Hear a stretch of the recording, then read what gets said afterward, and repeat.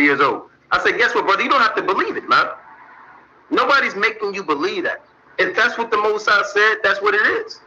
And it's easy to see that because as man progresses in time, Orion went into that earlier. The man comes out of less stature. You know?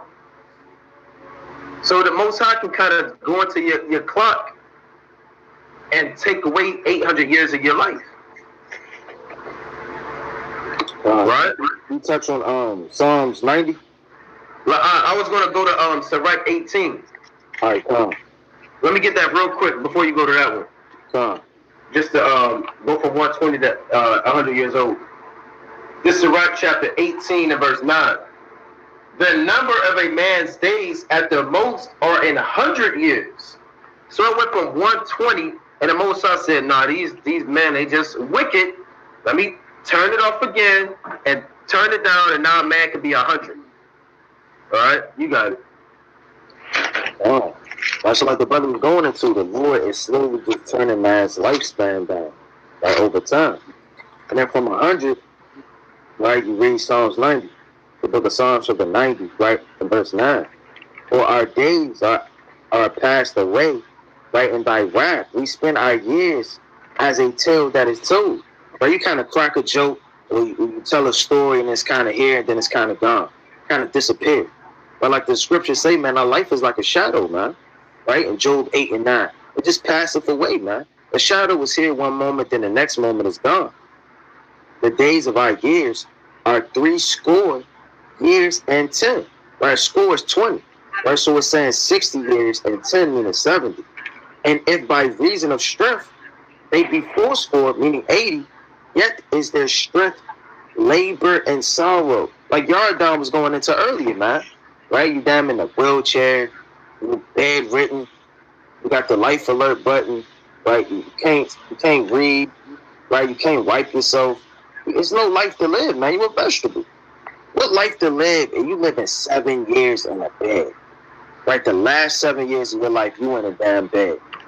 You need help to use the bathroom. You can't wash, right? You can't do nothing, man. Right? It says, yet is there strength, labor, and sorrow, or it's soon cut off and we fly away, meaning we give up the ghost, man. So that's no life you want to live at that age, man. Right? We wanted to be like we was in the ancient world, man, in full strength, doing the things of old, man. Right? They seeing your damn grandsons and your grandsons, man. Right? All the way to the 5th generation, man, to the 10th generation, man. And it was living hundreds of years back then. That's a beautiful thing to see the joy of your children, man. Right? You see your son. Do your son kind of have a son? Do your son kind of have a son? That's a beautiful thing. And a godly man is going to pass down all of that wisdom. Yeah, that's beautiful, man. That's beautiful. It's like, I don't know if I cut you off. It's a delay. Nah, you didn't, Ken. All right, Con. I want to pull this up, too. Right? Because I was getting into this research while the brother was bringing it out. Mightily. Now, this is, can brother see this? Okay. All right, what you're looking at on your screen is from worldometers.info. Life expectancy of the world population. Now, we went over, man back then was over 900 years old. In this mortal body, the Most High, you can only live 1,000 years, right? And then the Most High took down that to 120, and we read that in Genesis 6 and 3.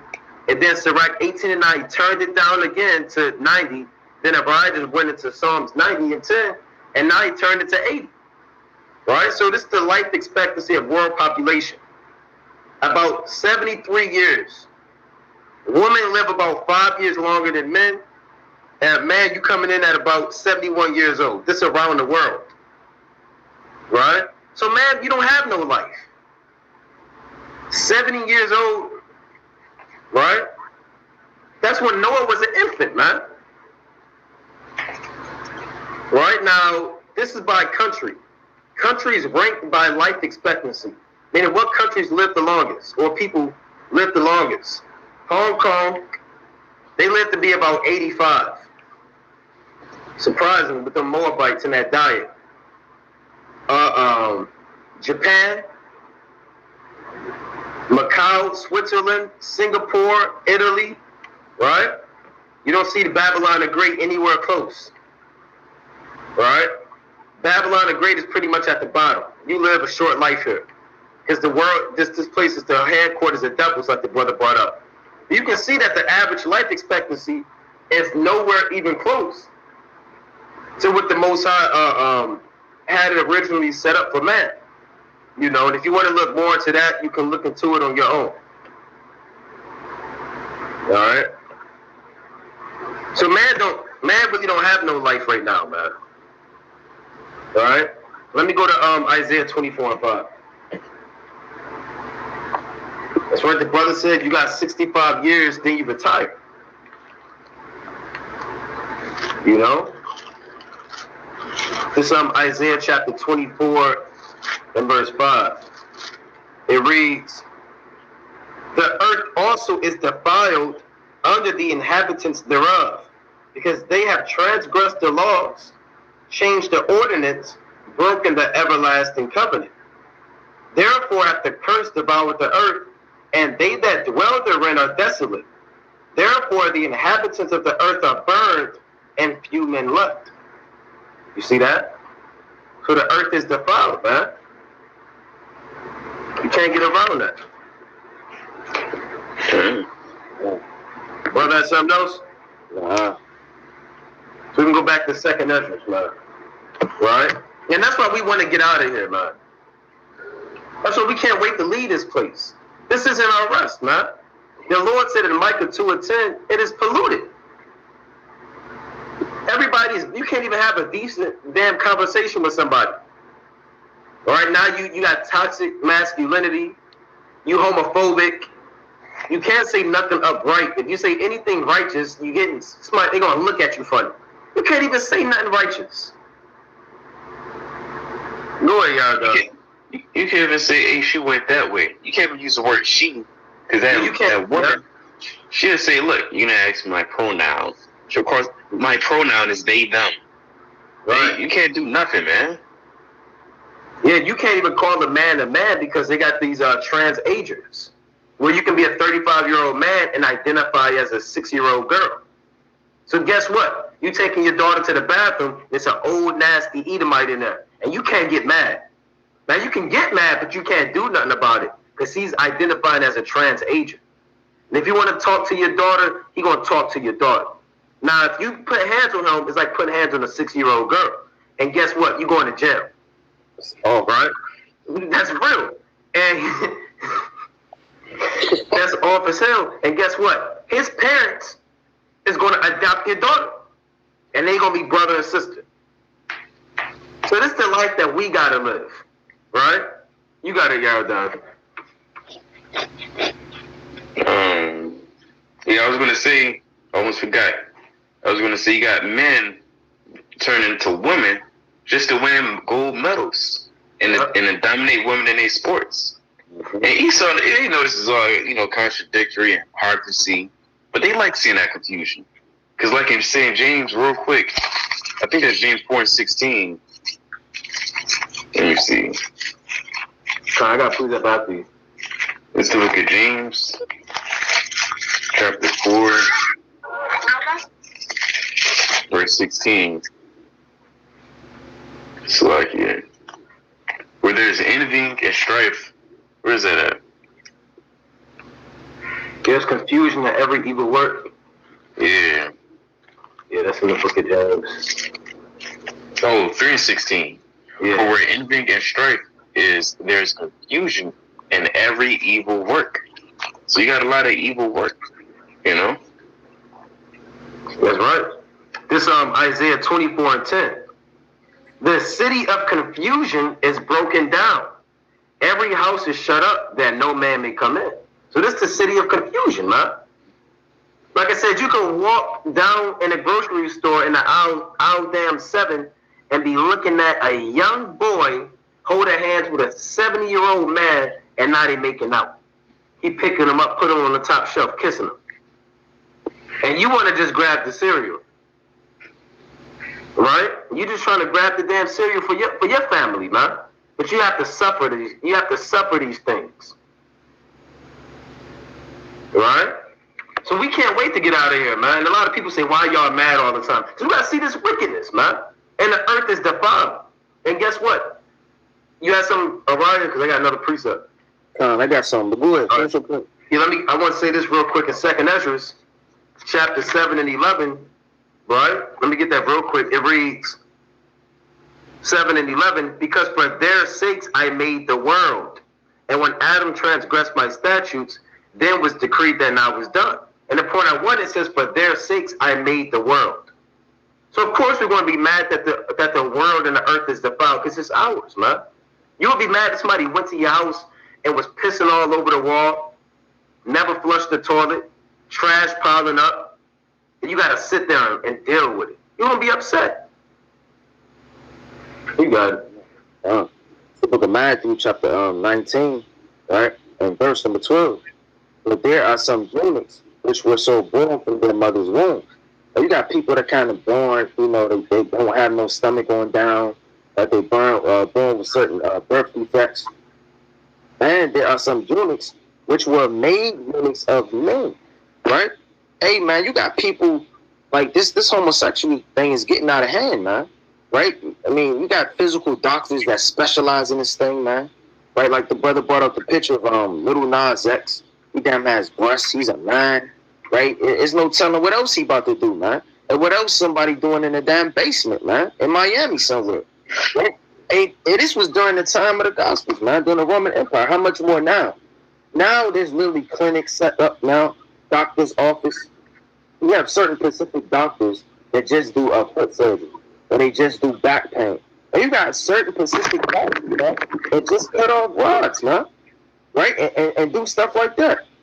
I mean, you went to school for 4 years to learn how to put breast on a man. And this is the wicked stuff that is being accepted in this world, man. And soon it's going to be damn near, if it's not already, illegal to speak against this thing, man. They'll lock you up. You kind of have one bad thing to say. It's like you damn broke a law or something, man. They can slam you against the wall. You know how you have a gun out in public, and then it's an immediately they're going to throw them things on you, man. They're going to throw you down, they'll lock you up, they're going to throw you in the back seat, man. Right? If you say, man, get out of here, or stop all that homosexual activity, hey, they're going to call the law on you, man. Imagine you getting slammed up against the wall, your face bleeding, you're getting beat down in the street just for speaking up, right, against wickedness, man. That's how much it's accepted in the society. Hey, there's I think there's a procedure where you can get done, where you can get your toes and your fingers or your hands kind of webbed, like a damn duck. If you look at a duck and see how they got webbed feet, you can get your fingers and hands like that so you can swim faster. I think that's what some people was doing.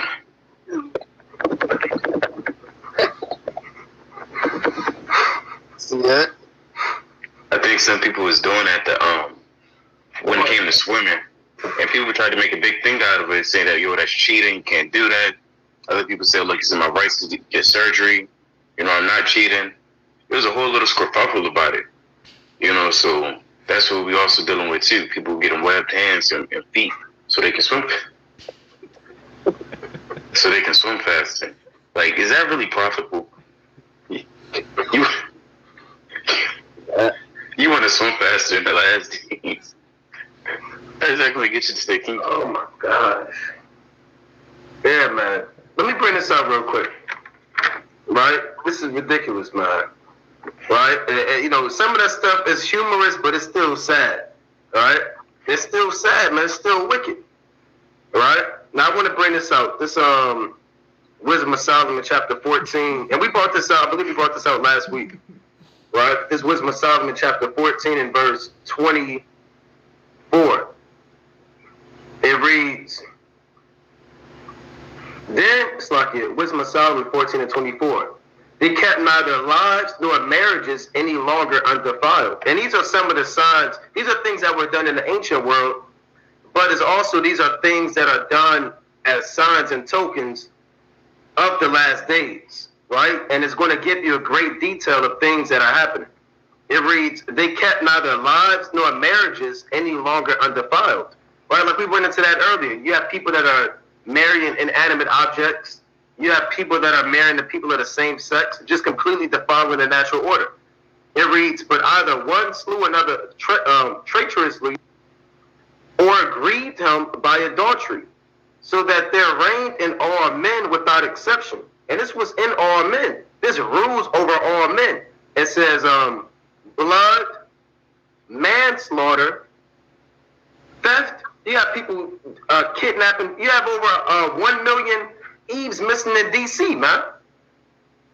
And I believe since 2019, 1.3 million so-called black men have just vanished off the earth. Nobody knows what happened to them. So this is theft. Theft is not just stealing an orange from the damn grocery store, man. Theft, you have man stealers on the earth. People, sex trafficking, harvesting organs, right? It reads, Salakia, and dissimulation. People causing confusion, corruption, unfaithfulness, tumult, perjury, disquieting of good men, forgetfulness of good turns, defiling of souls. People are defiling their souls, man. Drugs, you understand, sex changes, getting the poison injected in you, luciferase and all types of stuff. People are literally defiling their soul, selling out to Esau. Changing of kind. People are changing their kind. Like the Lord made all of the whales after their kind, and all of the fowls after their kind. Man and his kind, right? Men and women. People are changing their kind. You got Esau splicing different animal genetics, trying to make a half animal this, half animal that, trying to mix a human with this, turning a human into this creature. So that's the changing of kind. It reads, disorder in marriages, adultery, and shameless uncleanness. Right, you see that? So these are all, we're going into how the earth is defiled in the different dividing of the times, man. Right? Yeah, it's madness, man. Yeah. Right, you see that? Right. You got it. I'm gonna touch on what the brother was saying. You know, all that's going back to Esau trying to be God, man. Right? He just trying to be the Lord, man. He trying to be the Most High. He dabbling in the science, right? Hey, man, it's literally, everybody knows this, but it's literally a website called Google, right, that the white man runs, that you can type in anything, it'll give you an answer, man, right? He wants to have an answer to everything, right? You sick, this is what you do. Right? You type in frogs, these are all the frog species. Right? You have the male frogs, right? They have this many bumps, they in this many climates. He just wants to know everything, man, right? It's the book of Ezekiel 28 and verse 2. Son of man, saying to the prince of Tyrus, thus saith the Lord God, because thine heart is lifted up. It's lifted up because he feel like he can do all things, man. Ain't nobody stop him. He can change the laws, the decrees, the ordinances, right? Like man and their kind, like the brother was going into. He feel like he can stamp off anything, right? His heart is lifted up. And thou hast said, I am a God. I sit in the seat of God, man. That's not just Christianity, man. That's overall, man. He'll change organs out. He'll damn make philosophies. Like he'll do everything against what the Lord has set up and changing everything, right? That was on the right hand side to the left. In the midst of the seas, meaning the nations, yet thou art a man and not God, though thyself thine heart as the heart of God. Do you set your mind to uncover all these dark secrets, right? Know everything, go into astrology, right? And science and oppositions thereof. You still just a man, man. Right? And we man, you got Jake kind of trusting in Esau too, man, because of all of his son. And you got Jake when we be teaching on the highways and byways, they'll justify themselves. I went to Harvard. I went to Yale. Like, what's that supposed to mean, man? Don't mean a damn thing, man. Right? You drunk off of his lies and his philosophies, man. You know, people really think high of themselves when they're doctors or when they're scientists and things like that, man. Yeah, all right. Oh, go ahead, Yard down. Let's see. Yeah, this is a quick precept for what Rod was going to. James 3 and 15. This wisdom descendeth not from above, but is earthly, sensual, devilish, right? So that's that devilish technology that this wisdom that they're putting out there is not from above. It's from above will teach you instruction, knowledge, wisdom, and understanding. That's the wisdom from above. But this is earthly wisdom from the spiritual being of Satan.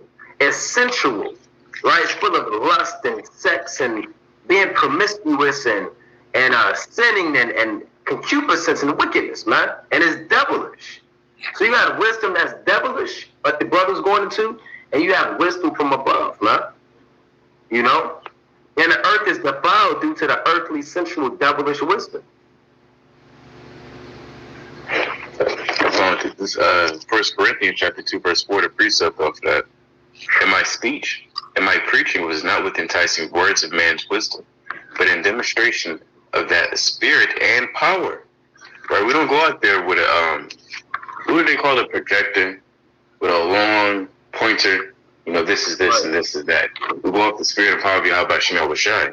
How do we bring, go out there and bring, get a printer and print it out for people? And it's not like a business. It's not like Esau's type of business. It's verse 5.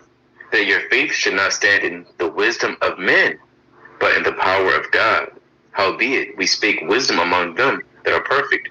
Yet, it's like that's it on that. All right, so a lot of Jake, they love man's wisdom. I was gonna say, didn't you say your old professor? He said he called Google God. Yep. Yeah, I remember that. I actually forgot about that. Well, he said, he put that out in the classroom back. He's like, why don't everybody ask Google? And everybody took out their phone and started asking Google, calling the pundit. Right? So this is the world that we living in. All right. So we can go back to 2nd Ezra chapter 14 and verse 10. Okay. And I'm led to believe if Noah or Shem or Adam was on the earth right now, they wouldn't be able to breathe. The air, they'll choke. They'll have a hard time breathing the air, man. You have to hook them up to a damn machine. They wouldn't be able to eat the food. They'll be throwing up. They'll have indigestion. They wouldn't be able to live. The water, they couldn't even drink the water, man. The water's all defiled. Hey, if Adam and Methuselah would say they'll be dead, man. Their lifespan to be cut. They'll get all types of different damn sicknesses and ailments, man. Simply based off of the air and the water. Right? So we can go back to that. 2nd Ezra chapter 14, and let's read 12 again. So look here. 2nd Ezra chapter 14, verse 12. And there remaineth that which is after the half of the 10th part. Now therefore set thine house in order, and reprove thy people. Comfort such of them as be in trouble, and now renounce corruption. Yeah, now that's predicated on you knowing what time you're living in. It says, now therefore, meaning now that you know that the world is divided into 12 parts, and you living in the end of the world, and all hell is going to break loose soon, and the house is on fire, make sure you get your house in order. Right? Now therefore set thine house in order, reprove thy people, comfort such of them as be in trouble, and now renounce corruption. Right? So we have to make sure that we set our house in order. Hey, your first house is your body. Right? You got to make sure your body as a man is in order, man. That's the first house. You can't, if you got wives and children, they can't get in order unless you in order. Let me get this precept real quick. In Job chapter 4, about us being the house. Right? So it starts, internally. This Job chapter 4 and verse 17. Job 4 and 17. Shall mortal man be more just than God? Shall a man be more pure than his maker? Behold, he put no trust in his servants, and his angels he charged with folly. How much less in them that dwell in the houses of clay, whose foundation is in the dust, which are crushed before the moth. So our body's our house too. We have to make sure we get our spirit right, man. Because our spirit dwells in the house of clay. Because we're formed out of the dust of the ground. Right? So we have to make sure that we're fasting, we're praying constantly. Men, you're actually reading, you're studying, right? You're praying for more faith, more mercy in these last days. You're acquiring knowledge. You're getting built up, man. So that's what you want to make sure. Because you're living in the last days, man. Brother has something? Now, after you get yourself in order, if you got wives and children, you gotta get them in order too. Right? Let me get that in the book of Sirach 27:3 real quick. Even Ahithophel got his house in order before he committed suicide, man. Right? Let me get that in Sirach chapter 27:3. Right? It reads, unless a man hold himself diligently in the fear of the Lord, his house shall soon be overthrown. Right now, you got households just overthrown. You on the streets, your woman with another man. The kids, they calling her so-called baby father dad now. They call you by your name. Your household overthrown, man. They call you by your government name. You know? Nobody's coming to see you anymore. You by yourself. You falling away from the truth.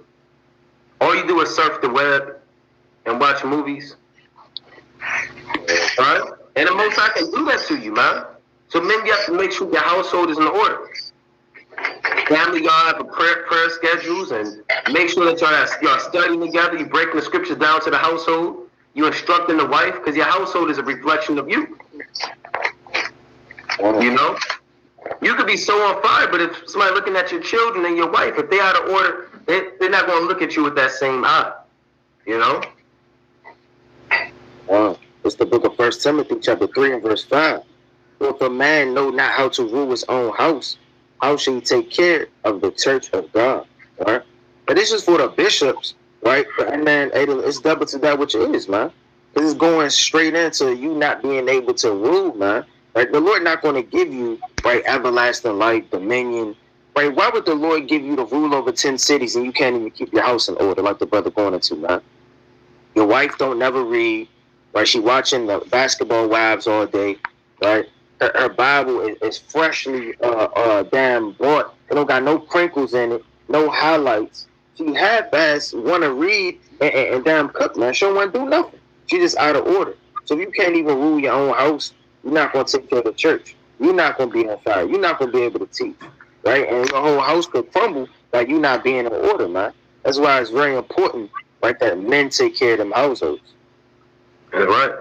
You got it. And the brother... Oh, go ahead, y'all done. You said what? I was saying the brother put the Genesis 18 and 19. Yeah. For I know him, they will command his children and his household after him, and they shall keep the way of the Lord to do justice and judgment. That's Abraham, right? Because Abraham was righteous, but the Most High knew that Abraham would put that, your righteousness has to abound like a flood on your household, man. You can't be the only one on fire in your house, right? You're the only one diligent. You're the only one getting it in. Brother, you got a whole household, man. And as the judge is, so are his officers. That's applicable to your marriage, too. You got it, y'all done. It's Sirach 30:3. And it reads this: He that teacheth his son grieveth the enemy. Before his friends he shall rejoice of him. Right? Though his father die, yet he is as though he were not dead. For he hath left one behind him that is like himself. Right? So it behooves you. As a matter of fact, you have to, right? You have to raise up your children righteously, according to the law. Because if you don't, you should want your kid to grieve the enemy. You shouldn't want to see your kid with the enemy. Right? Your kid should be so mighty that even Esau get mad at him. Even Esau hate him. That means he's doing something good. That means he's keeping the law, statutes, and commandments. That's right. That's right. Well, they got a precept. It's Deuteronomy chapter 6. Okay? in verse number 7. And thou shalt teach them diligently unto thy children, talking about the commandments, right? And thou shalt talk of them when thou sittest in thine house, and when thou walkest by the way, and when thou liest down, and when thou risest up. Meaning constantly, man. We're talking the household shouldn't be like you got the greatest score last time in Mario, now I have to beat you, right? Or what do you want, right, as a gift for doing good at school? There shouldn't be folly conversations in the household, man. They say what? When thou sittest in the house, meaning when y'all chilling, y'all need to be going over the precepts. When thou walkest by the way, meaning you taking them to school, right? You walking, taking a walk with your child. And when thou liest down, right? Meaning before y'all go to sleep. And when thou risest up. So, hey, man, strictly in the morning, man. Right? So all throughout the day, you're supposed to be diligently teaching your children, man, constantly. Because that's going to show them that you're serious. That's going to put them in the understanding that this household is ran in the Lord, man, and what's acceptable and what's unacceptable. Because your children will rule over you, man. That's right. I mean, you see that with the Edomites. It's like you see that with the Edomites all day.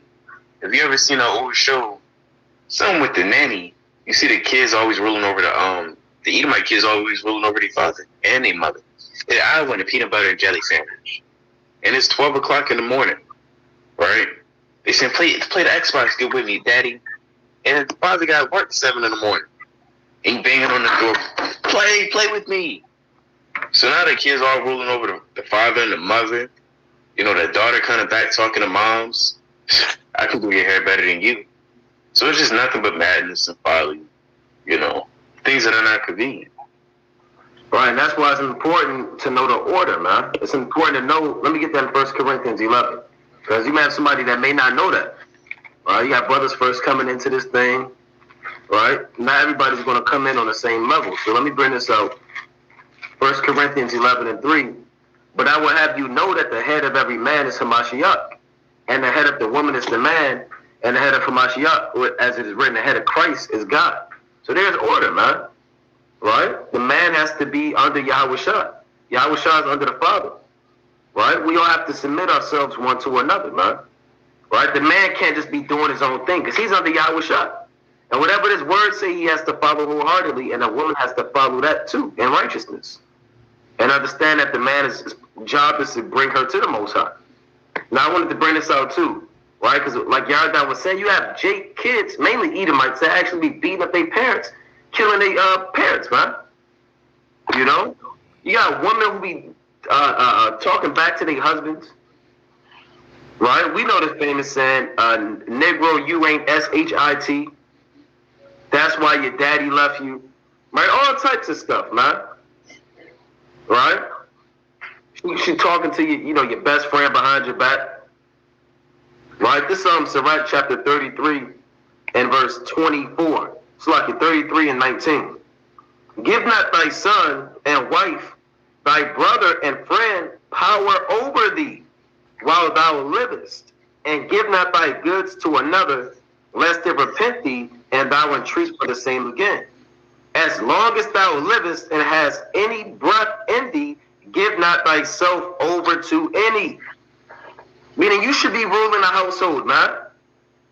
Stop asking your wife, can you go to camp? Asking your son, what should I eat? Look, you tell him what he eating, man. What do I eat today? And I don't know, gummies. He's sitting there eating damn gummies all day, man. Get your household in order, right? Everything should be done according to Scripture. Right? Let me read on. Sirach chapter 33 and 21. For better it is that thy children should seek to thee, than that thou shouldest stand to their courtesy. And all thy works keep to thyself the preeminence, and leave not a stain in thine honor. You see that? Right? So you got to make sure that things are done in order, man. Yeah. Your woman shouldn't be telling you what to do in the house. Read. Right? She just say, read. Right? You're doing a damn video, and then you close the damn laptop and start reading. Get up. You know what time it is. She coming in like this. Right? And you know. That means you got to get up and go take a shower. right? So you can't let you gotta keep things right. You gotta do things in order, man. Right? And there's many examples about how our forefathers had their house in order. Look at Abraham. Look at Tobit. Right? Look at Jacob. Right? And everything was done in order. Abraham was so in order, he was able to control an entire army, have many slaves, cattle, servants, had a wife and a son, and everything was still in order. So, Jake, you don't have no excuse, man. Oh, no. Right, it's the book of Sirach. Right, going into the kids, man, because kids bad as hell, man, for real, for real. You gotta beat your kids, man. Start with that timeout stuff, or that another chance, or maybe they'll learn that lesson if I give them one more chance. You gotta beat your kids, man. You gotta pop them upside their head, kind of jock them up, kind of, whip out the rod and kind of go to work, man. The book of Sirach, right, chapter 32 and verse 22. It said what? Beware of thy own children. So the Lord telling you, look, beware of your own children, man. Your children will rob you, lie right to your face, right damn, you got money missing in your house, and you trying to figure out who did it, and then you ask your damn daughter, or you ask your son, and they, I don't know what happened. Then they kind of give you that smile. You like, well, little boy, he wouldn't do that to me. And then you kind of go down cussing out your brother, man. Your damn son just robbed you, right? He got a brand new pair of Jordans. He said he done raking up leaves after school, but he the one that robbed you, man. You got to beware of your own children. The Lord not saying that just because, well, just beware of them. They might laugh too loud in the background, or they might just be bad, or they'll kill you, man. There's accounts of kids killing their parents, man. This is crazy. Like, your kid will overthrow your household, man. Yeah, and a brother put in a comment, boy, a woman got the man sleeping on the couch, you in the doghouse tonight. Right? That's not biblical. Right? That's not biblical. There's no going in the damn doghouse, man. Right? Let me get this precept, right? Let me go to the book of First Thessalonians, man. The damn doghouse. This is madness. See, the world, and we was talking about that earlier. The people think, we was on a clubhouse yesterday, we was talking about stuff like this because, a lot of Jakes, you don't have no righteous examples. You've never really grown up seeing a righteous household in order, and it's true. You come from single parent homes, your so-called father not in your life, right? All you got, we was going to that yesterday, all you got is Bill Cosby, you got Dr. Huxtable, you got that dude from My Wife and Kids. Yeah, you got Michael Kyle, you got Family Matters, you got Uncle Phil. Right? That's about it. It don't get no more than that. Those your role models. Did Uncle Phil have fringes on? Right? Did Bill Cosby, was they keeping the Passover? Did Bill Cosby keep the Passover? What's the Eve name? What's that sister name? From where? Bill Cosby wife from the TV show, but that's all right. All right? Valerie. Nah. Claire? Yeah, Claire. Right? But Felicia Rashad. They weren't keeping the damn Passover together, man. Uncle Phil was actually a homosexual. Yeah, he was sweet. Yeah, sugar in his tank. I didn't know that. Yep. Sweet pudding. Yeah, he had sweet feet. Right? Biscuit. Man, he was a homosexual this whole time. Yeah.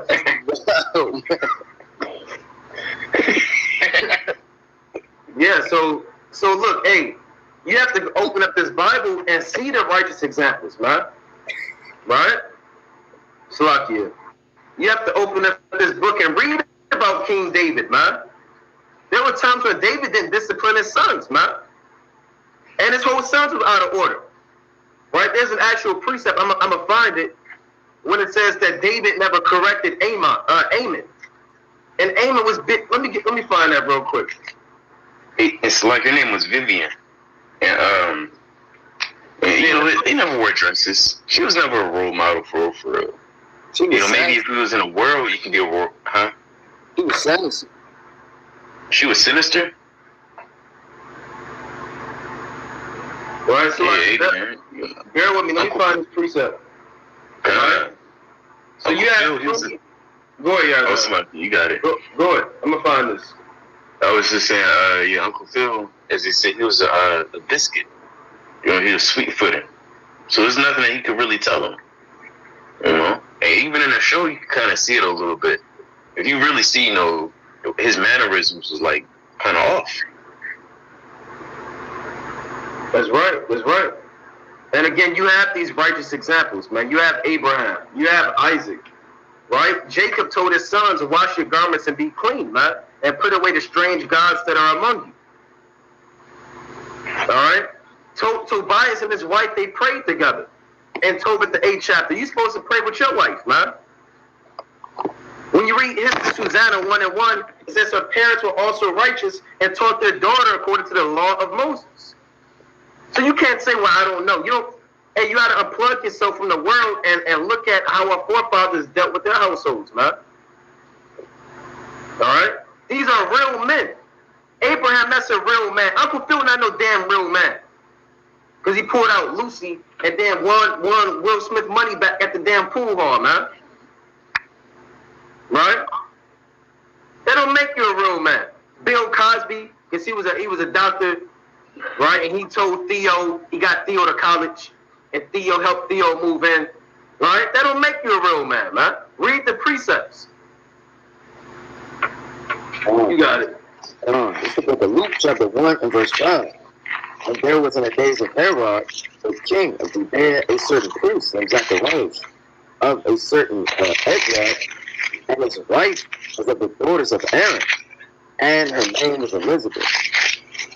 And they were both righteous before Yahweh, walking in all the commandments and ordinances of the Lord blameless. It said that they was blameless, man. Like, imagine having two parents saying the truth, right? Righteous examples, right? It ain't, you never tasted pork in your life. Imagine that from you growing up, man. You never even had that experience to taste shrimp, right? Crab, deal with all manner of foolishness, like what they call it, Christmas. I forgot the damn name of it, man. Like Christmas, Halloween. Like you got your little baby pictures when you was young, like you was a turtle. You got your sword and the damn with a photo book, right? Your damn spider, right? None of that foolishness, man. Right? You keeping the Passover, right? You damn a baby keeping the Passover with your hands like this, right now all of the baby pictures. Right? You're not a spider, man, or a Ninja Turtle, man. These are the things that we gotta be going over the precepts and understanding, man. It said they were both righteous before God, walking in all the commandments and ordinances of the Lord blameless.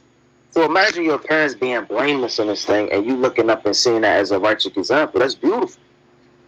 Yeah, we don't see that, man. You see your parents, right, growing up fighting, getting into arguments, her storming out, he may storm out, she may bring another dude in, right? He may beat her up, right?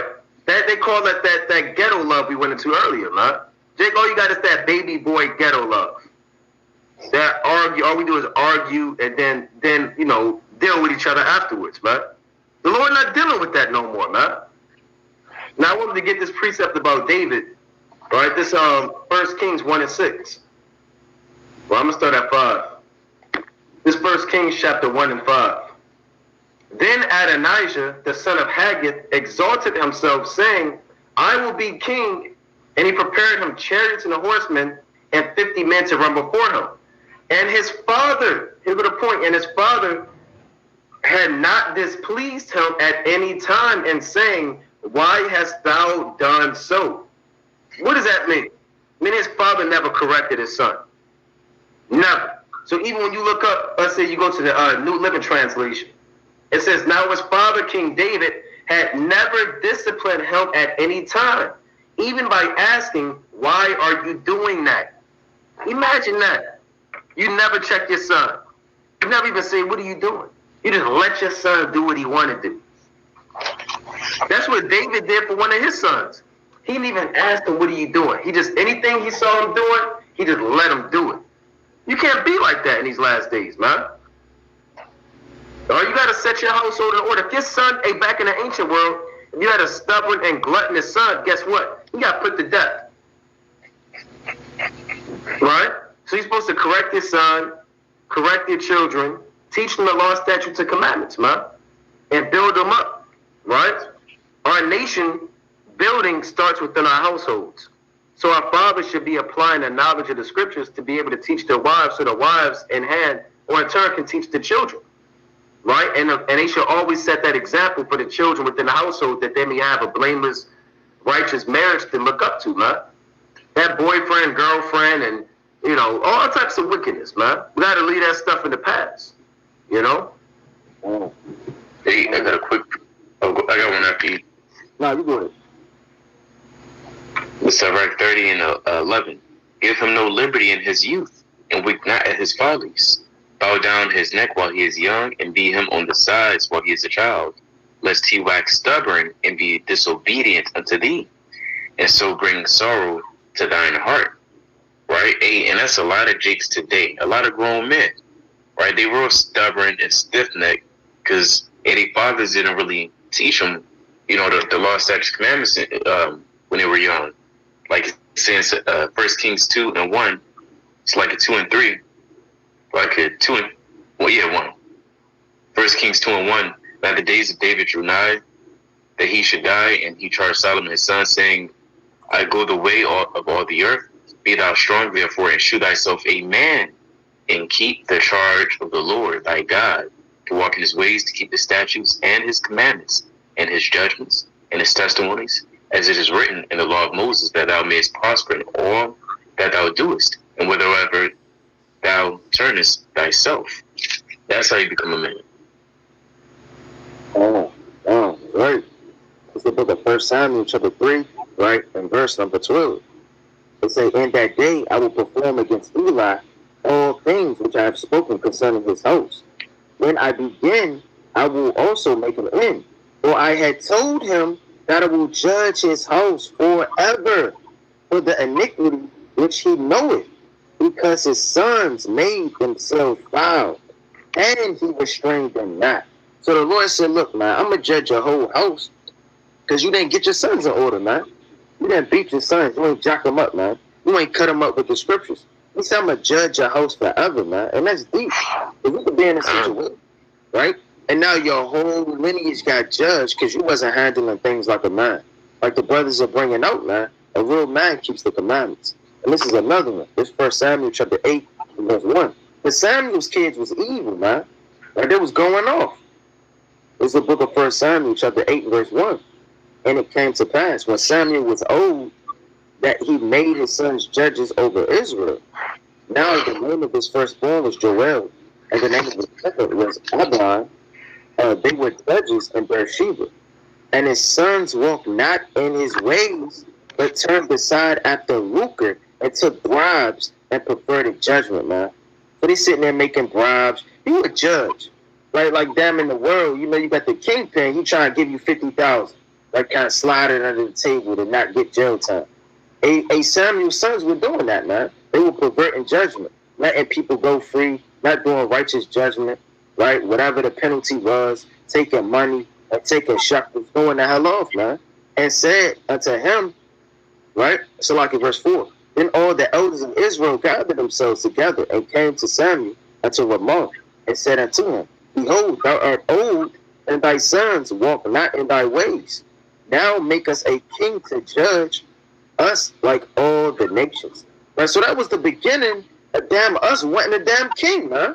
For real. Because what? Samuel's sons was out of order, man. And that kind of perverted the whole mix-up to us even wanting a king for the first place when the Lord said, I'm your king.